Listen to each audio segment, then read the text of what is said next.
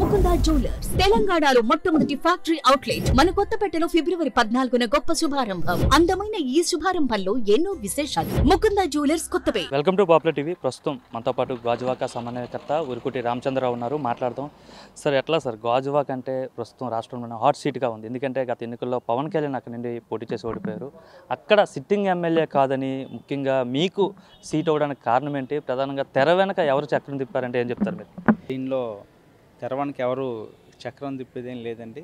జగన్మోహన్ రెడ్డి గారు మరి రాష్ట్ర వ్యాప్తంగా ఒక సోషల్ ఇంజనీరింగ్కి శ్రీకారం చుట్టి ఒక బీసీ అభ్యర్థిని అత్యధిక బీసీలు ఉన్న గాజువాక నియోజకవర్గంలో బీసీ అభ్యర్థిని ఆయన అభ్యర్థిగా నాకు ఈ అవకాశం ఇవ్వడం జరిగింది. అంటే అక్కడ గెలవడం అంత సులభమా? ఎందుకంటే గత ఎన్నికల్లో అంటే ట్రయాంగిల్ ఫైట్లో వైసీపీ గెలవడం జరిగింది. కానీ ఈసారి టీడీపీ జనసేన కలిసి ఎన్నికలు వస్తున్నాయి కాబట్టి గత ఎన్నికల్లో పవన్ కళ్యాణ్ అక్కడ ఓడిపోయాడు. ఎట్లయినా ఈసారి జనసేన అక్కడ జెండా ఎగరవేస్తుంది, పవన్ కళ్యాణ్ పోటీ చేస్తారని అయితే చాలా వరకు చెప్తున్నారు. అందులో మరి మీరు ఎట్లా గెలుస్తారు? ఇక్కడ గతంలో పవన్ కళ్యాణ్ గారు వచ్చి పోటీ చేసిన నియోజకవర్గంలోనే ఆ నియోజకవర్గం మరి వైఎస్ఆర్ కాంగ్రెస్ పార్టీ గెలిచింది చూశారు. దాన్ని బట్టి మనకు అర్థమవుతుంది వైఎస్ఆర్ కాంగ్రెస్ పార్టీ గాజువాకలో చాలా స్ట్రాంగ్గా ఉంది. ఈరోజు మరి ఒక అత్యధిక బీసీలు ఉన్న అభ్యర్థిగా నన్ను ఇచ్చారు. ఖచ్చితంగా బీసీలు మద్దతు, బీసీలని కాదు బీసీ ఎస్సీ ఎస్టీ మైనార్టీ వర్గాలన్నీ కూడా ఖచ్చితంగా స్థానికుడిగా నేను గాజువాకలో స్థానికుడిగా ఒక ఎటువంటి అవినీతి మచ్చలేని కుటుంబం నుండి వచ్చాను నేను. మా ఫ్యామిలీకి బ్యాక్డ్రాప్ ఉంది, 3 తరాల రాజకీయ అనుభవం ఉంది. మా తాతయ్య గారు సర్పంచ్గా సుమారు 15 ఏళ్ళు సేవలు అందించారు. మా నాన్నగారు కూడా స్థానికంగా కార్పొరేటర్గా సేవలు అందించారు. అలాగే 2009లో వైఎస్ రాజశేఖర రెడ్డి గారి ప్రోత్సాహంతో విశాఖ ఈస్ట్లో మరి ఆయన కూడా పోటీ చేయడం జరిగింది. ఖచ్చితంగా వారి అందరి మద్దతు అయితే స్థానికంగానే నాకు ఉంటుందని చెప్పి నేను భావిస్తాను. అంటే సార్, ఇప్పుడు మనం కంపేర్ చేసుకుంటే గత ఎన్నికల్లో 15,000 మెజార్టీతో అక్కడ వైఎస్ఆర్సీపీ తిప్పల నాగిరెడ్డి గారు గెలవడం జరిగింది. కానీ ఈ ఎన్నికలు వచ్చేసరికి టీడీపీ జనసేన కలుస్తుంది. గత ఎన్నికల్లో ఇద్దరికి కూడా 50,000 అబవ్ ఓట్స్ రావడం జరిగింది. టీడీపీకి కావచ్చు, జనసేన కావచ్చు. 2 ఓట్ బ్యాంకు కలిపితే ఇంకా వైసీపీ ఎక్కడ కనిపిస్తుంది? ఇంకా ఆ వేవ్లో కనిపిస్తుందా వైసీపీ ఎక్కడైనా? అంటే గతంలో మీరు ఆ యొక్క ఓట్ వేరియేషన్ చూస్తున్నారు. కానీ ఇప్పుడు జగన్మోహన్ రెడ్డి గారు సీఎం అయ్యాక ఇక్కడ వచ్చిన మార్పులు చాలా సంక్షేమ పథకాల పరంగా ప్రతి ఇంటికి ఈరోజు సంక్షేమ పథకాలు 100కి అర్బన్ ఏరియాలో 100కి 85% పైగా మనం సంక్షేమ పథకాలు జగన్మోహన్ రెడ్డి గారు అందించారు. ఆ వేరియేషన్ చూసి మేము చెప్తున్నాం. ఖచ్చితంగా వారికి అక్కడైతే మేము ఈ యొక్క సంక్షేమ పథకాలు కానీ జగన్మోహన్ రెడ్డి గారు ప్రతి ఇంటికి చేసిన మంచి అవన్నీ చూసుకుంటే ఖచ్చితంగా గతంలో వచ్చిన మెజార్టీ కన్నా ఎక్కువ మెజార్టీతో వస్తుందని మేము భావిస్తాం. అంటే ఈసారి పవన్ కళ్యాణ్ అక్కడ నుండి పోటీ చేస్తారు. అక్కడ పవన్ కళ్యాణ్ అంటే టీడీపీ జనసేన కూటమి అక్కడ విజయం సాధిస్తుంది. వైసీపీ ఓడిపోతుంది కాబట్టి ఒక సాధారణ కార్పొరేటర్కి అక్కడ టికెట్ ఇచ్చి బలిపశం చేశారని చెప్పి చాలామంది అంటున్నారు. లేదండి, ఇప్పుడు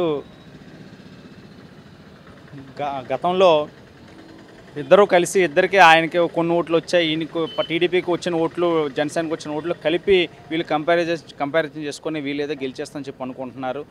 ఇప్పుడు జగన్మోహన్ రెడ్డి ముఖ్యమంత్రి అయ్యాక ఖచ్చితంగా ప్రతి ఇంటికి మంచి చేశారు. 100కి పార్టీలు కులాలు మతాలు అతీతంగా ఈరోజు ప్రతి ఇంటికి కూడా ప్రతి ఇంటికి మంచి చేశారు. ఈరోజు ఒక బీసీ అభ్యర్థిగా బలమైన అభ్యర్థిగా భావించబట్టే నన్ను తీసుకొచ్చారు తప్ప నాకు మీరు అన్న ప్రశ్న అయితే మాత్రం అది ఖచ్చితంగా కాదు. నేను అక్కడ స్థానికుడిని, నేను బలమైన అభ్యర్థిని భావించి నన్ను రంగంలోకి దించడం జరిగింది. ఒక బీసీ అభ్యర్థిగా నాకు అక్కడ అన్ని వర్గాల మద్దతు కూడా నాకు సంపూర్ణంగా ఉంది. ఖచ్చితంగా మేము అక్కడ ఎవరు పోటీ చేసినా, టీడీపీ పోటీ చేసినా, జనసేన పోటీ చేసినా, ఎవరు పోటీ చేసినా సరే ఖచ్చితంగా గాజువాకలో వైఎస్ఆర్ కాంగ్రెస్ జెండా ఎగరేస్తాం. అంటే అక్కడున్న సిట్టింగ్ ఎమ్మెల్యే ఎవరైతే ఉన్నారో తిప్పల నాగిరెడ్డి కావచ్చు, లేదంటే వారి కుమారుడు కావచ్చు, మీ రాకను వ్యతిరేకిస్తున్నారు, మీకు సపోర్ట్ చేయట్లేదు అనేసి అయితే చాలామంది చెప్తున్నారు. లేదండి, వాడు ఖచ్చితంగా వైఎస్ఆర్ కాంగ్రెస్ పార్టీ జగన్మోహన్ రెడ్డి గారు చేసిన నిర్ణయానికి వారు కట్టుబడి ఉంటారు. వారితో ఆల్రెడీ మేము మాట్లాడడం జరిగింది. వాళ్ళు మొదటి నుంచి కూడా రాజశేఖర రెడ్డి గారి అభిమానులు, అలాగే జగన్మోహన్ రెడ్డి గారు వెంట నడిచిన వారి కుటుంబం కానీ మా కుటుంబం కానీ వారికి మాకు కూడా సన్నిహిత సంబంధాలు చాలా చక్కగా ఉన్నాయి. వారి ఫ్యామిలీ కానీ మా ఫ్యామిలీ కానీ చాలా సన్నిహితం. ఈరోజు ఈ సీటు విషయంలో మార్చినంత మాత్రాన వాళ్ళకి ఇవన్నీ కూడా ఒక టీ కప్పులో తుఫాన్ లాంటి ఇవన్నీ కూడా సద్దుమణుగుతాయి.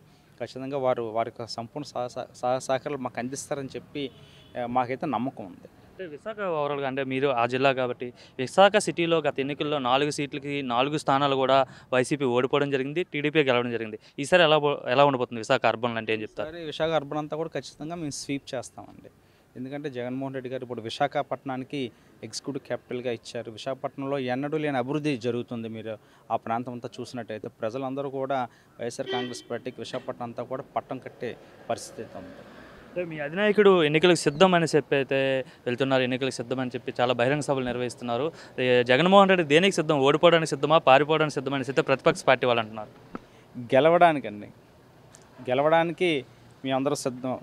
వారిని రేపొద్దున్న మా యొక్క కార్యకర్తలను ఏదైతే జగన్మోహన్ రెడ్డి గారు మరి ఉద్దేశించి ఈ యొక్క చంద్రబాబు నాయుడుతో వారితో జతకట్టి వస్తున్న పవన్ కళ్యాణ్తో ఏదైతే ఎల్లో మీడియా ఉందో వారందరూ కూడా ఈ యొక్క పేదలకి పెత్తందాలకి జరుగుతున్న యుద్ధంలో మళ్ళీ ఈ యొక్క రాష్ట్రాన్ని వారి నుంచి కాపాడడానికి మీరందరూ సిద్ధమా అని చెప్పి మమ్మల్ని అందరినీ కూడా సమాయత్తం చేయడం జరిగింది. ఖచ్చితంగా మేము సిద్ధంగా ఉన్నాం.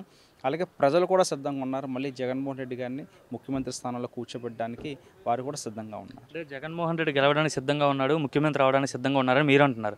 కానీ ఒక పక్క సరిమల, చంద్రబాబు, నారా లోకేష్, భువనేశ్వర్ అంటే ప్రతి ఒక్కరు కూడా ప్రజల్లో తిరుగుతున్నారు. పవన్ కళ్యాణ్ కూడా ఇంకా ఉభయ గోదావరి జిల్లాలో పర్యటన.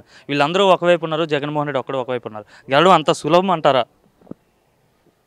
వారు ఎంతమంది కలిసి వచ్చినా సరే వారందరినీ కూడా గతంలో మనం చూసినట్టయితే వీరందరూ కూడా గతంలో కూడా కలిసి వచ్చారు కదా. పవన్ కళ్యాణ్ కానీ గతంలో చంద్రబాబు నాయుడు 2014లో కలిసి వచ్చారు. 2019లో వారు విడివిడిగా పోటీ చేసి 14లో కలిసి వచ్చినా గెలిచారు కదా, మరి 14గే రిపీట్ అవుతుంది అంటున్నారు. 2019లో కూడా వారు కలిసే ఉన్నారు. వాళ్ళు ఇంటర్నల్గా వాళ్ళు సపరేట్గా పోటీ చేసినా సరే వాళ్ళు తెర వెనుక వాళ్ళు పొత్తులు కుదుర్చుకున్నాకే వాళ్ళు అండర్స్టాండింగ్ వచ్చాక వాళ్ళు పోటీ చేశారు. అప్పుడు ఒక లెక్క, ఇప్పుడు ఒక లెక్క. ఎందుకంటే ఇప్పుడు జగన్మోహన్ రెడ్డి గారు ముఖ్యమంత్రిగా ఎన్నో సంక్షేమ పథకాలు చేపట్టారు. ఈరోజు రాష్ట్రంలో పెద్ద సమూలమైన మార్పులు తీసుకొచ్చారు. సచివాలయ వ్యవస్థలు ఏర్పాటు చేశారు. నాడు నేడు ద్వారా స్కూళ్ళు అభివృద్ధి చేశారు. హాస్పిటల్ ఏర్పాటు చేశారు. పల్లెటూరులకు వెళ్తే రైతు భరోసా కేంద్రాలు ఏర్పాటు చేశారు. మత్స్యకార భరోసా కేంద్రాలు ఏర్పాటు చేశారు. ఇవన్నీ కూడా ఈరోజు ఒక ఊరు బాగుపడింది. ఒక ఊరికి వెళ్తే ప్రజలందరికీ కూడా గ్రామ స్థాయిలో కూడా అన్ని సేవలు కూడా అందే పరిస్థితి ఉంది. ఇప్పుడు అదే కదా వాళ్ళకి కావాల్సింది. ఇప్పుడు ప్రజలందరికీ కూడా ప్రజల మార్పుని ఖచ్చితంగా గమనిస్తున్నారు. ఆ మార్పుని చూశారు కాబట్టి మళ్ళీ జగన్మోహన్ రెడ్డి గారికి పట్టం కడతారు. ఏదైతే జగన్మోహన్ రెడ్డి సోషల్ ఇంజనీరింగ్ భాగంలో వెనుకబడ్డ వర్గానికి చెందిన బీసీ అభ్యర్థిగా నన్నైతే గాజువాక నియోజకవర్గంలో ప్రకటించడం జరిగింది. ఎలా అయినా సరే గాజువాక నియోజకవర్గంలో మరలా ముందు వచ్చిన మెజార్టీ కంటే ఈసారి వచ్చే ఎన్నికల్లో భారీ మెజార్టీతో అయితే నేను గాజువాకలో గెలుపొంది జగన్మోహన్ రెడ్డికి కానుకగా ఇస్తా అని చెప్తున్నారు. అట్లానే శర్మిల కావచ్చు, లోకేష్ కావచ్చు, చంద్రబాబు, బీజేపీ, పవన్ కళ్యాణ్ ఎంతమంది కలిసి వచ్చినా మళ్ళీ జగన్మోహన్ రెడ్డి అధికారంలోకి వస్తారు, వైఎస్ఆర్ కాంగ్రెస్ పార్టీ అధికారంలోకి వస్తుందనేసి అయితే ఉరుకుటి రామచంద్రరావు అయితే చెప్తున్న పరిస్థితి. కెమెరా పర్సన్ వేణుతో రమణ, తాడేపల్లి.